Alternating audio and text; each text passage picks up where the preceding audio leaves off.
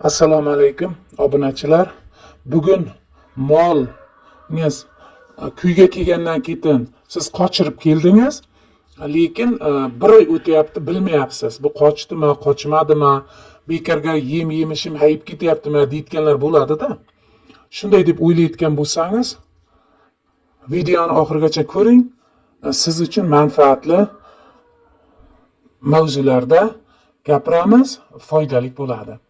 Siz agar molingiz kuyga keldi, qochirib keldingiz, bir 2 soatlar mol yotmasin. Yotsa bu yaxshi emas. Yotqizmang molni.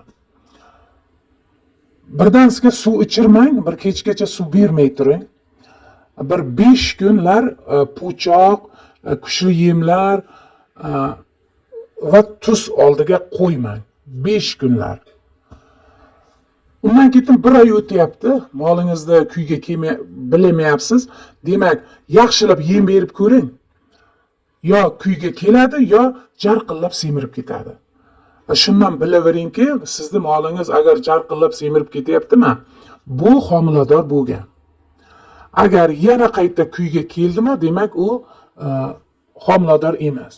Molga bir oy o'tgandan keyin yemni yaxshilab bir berib ko'ring 3 mahal.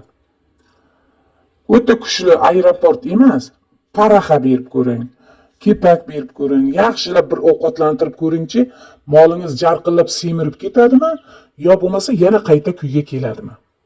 O'shandan bilsangiz bo'ladi.